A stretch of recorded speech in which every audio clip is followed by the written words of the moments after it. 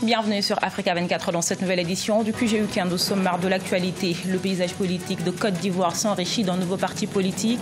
Nouvelle convergence citoyenne, c'est le nom de la formation qui place la jeunesse au centre des préoccupations de son programme de société.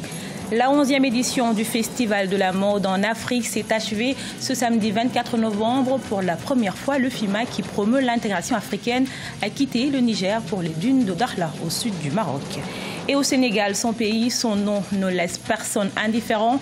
Populiste pour les uns, charismatique pour les autres, Ousmane Sonko, député, leader de Pastef, les Patriotes et candidat à la présidentielle de février 2019, est notre invité. La Côte d'Ivoire compte un parti politique de plus. Il s'agit de la nouvelle convergence citoyenne avec actuellement 68 000 membres. La NCC prévoit son premier congrès en août 2019 pour la présentation ou non d'un candidat à la présidentielle de 2020. Reportage de notre correspondant Oliva Diaby. En Côte d'Ivoire, à moins de 2 ans de la présidentielle de 2020, un nouveau parti politique voit le jour. Il s'agit de la nouvelle convergence citoyenne. Ce parti social-démocrate veut donner le pouvoir aux jeunes et faire la politique autrement en prenant en compte leurs préoccupations. La jeunesse autrement, c'est effectivement de lutter contre tous ces maux-là qui minent nos nations africaines, mais particulièrement la Côte d'Ivoire. Parlons de la corruption, parlons du régionalisme.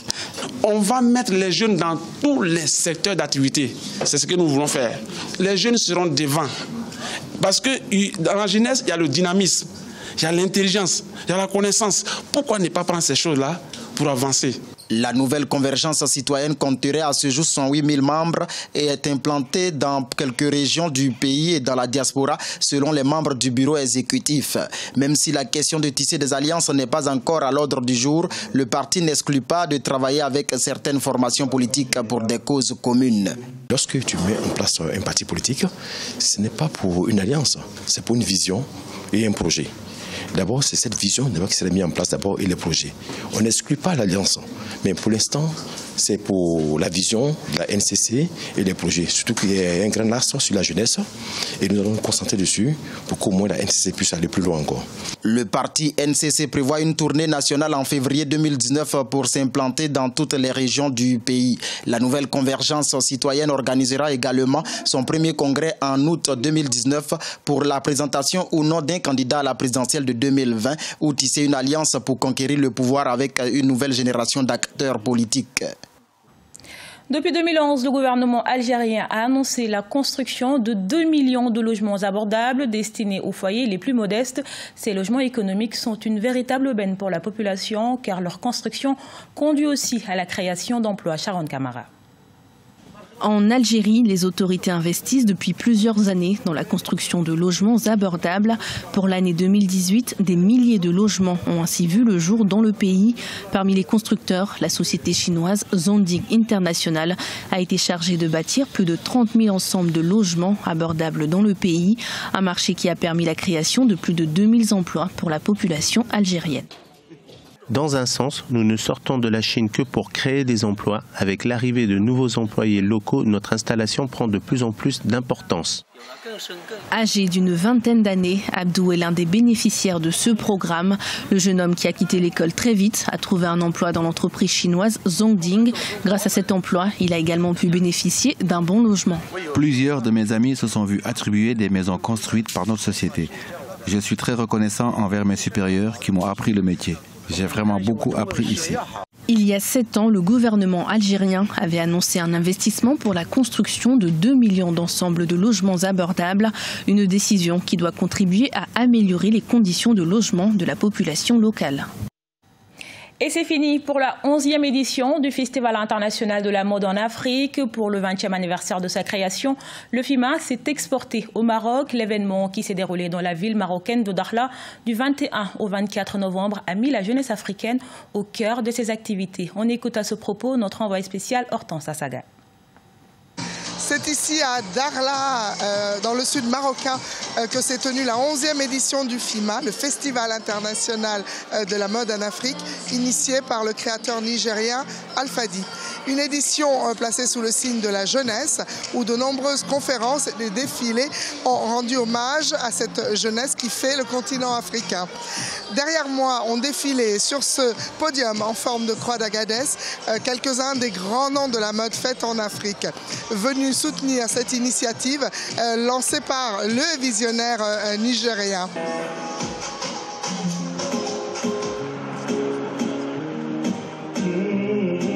Alors que du bonheur, c'était vraiment, on était épatés par ce qu'on a vu.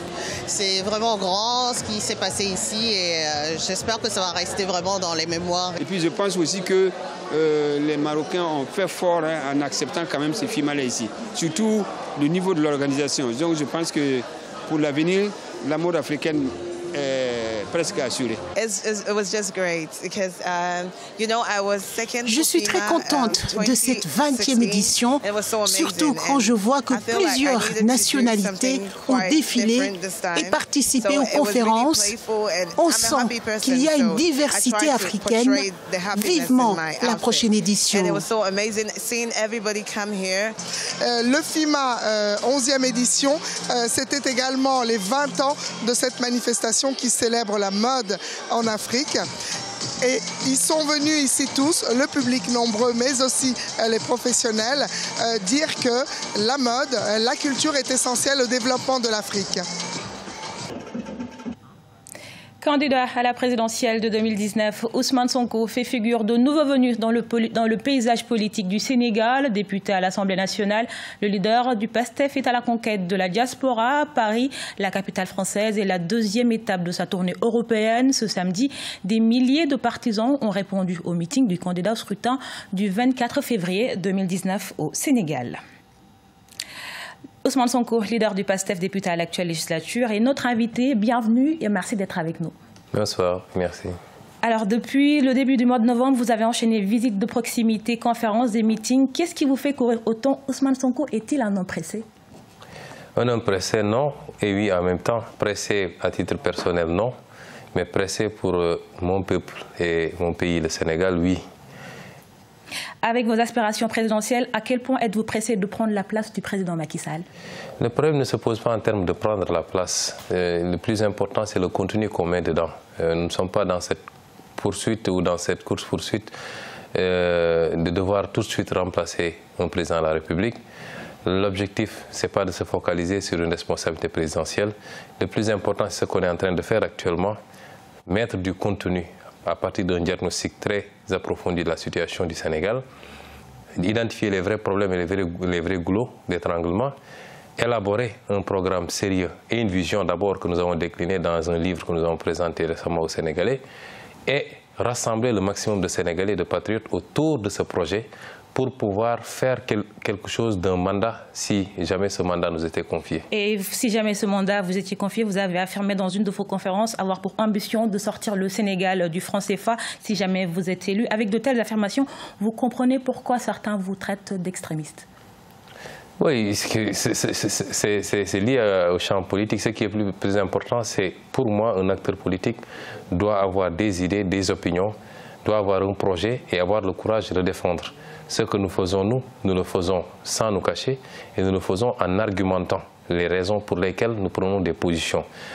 Notre combat fondamentalement tourne autour de la notion de la souveraineté, la reprise en main de nos souverainetés qui concerne toute l'Afrique, mais plus particulièrement, puisque je suis sénégalais, le Sénégal. Le franc CFA n'est qu'un seul petit élément de cette affaire-là. La souveraineté, c'est de ne pas signer les accords de partenariat économique ou de ne pas les ratifier. La souveraineté, c'est de nous réapproprier nos ressources naturelles qui sont aujourd'hui vendangées et livrées aux intérêts étrangers et nos peuples n'y gagnent absolument rien.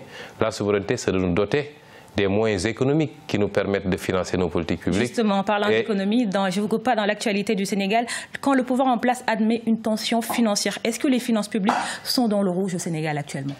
Bon, s'il y avait une couleur plus rouge que le rouge, vous savez, les finances publiques au Sénégal, ça fait déjà 8 mois que j'alertais sur la tribune de l'Assemblée nationale en disant au ministre des Finances, lors du vote de la loi de finances rectificative, que il trompait le peuple sénégalais et que la situation était quasi intenable et qu'on ne peut pas continuer avec un cycle d'endettement pour essayer de maquiller les choses.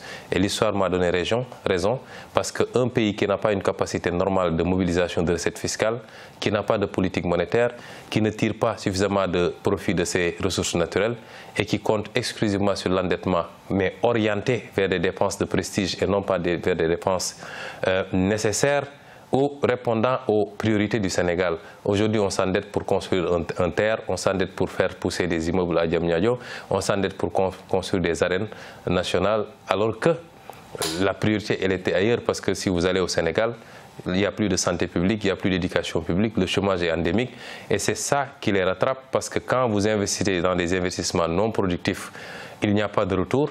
Vous êtes obligé d'être dans un cycle permanent d'endettement et à un moment donné, même vos partenaires hésitent à vous prêter.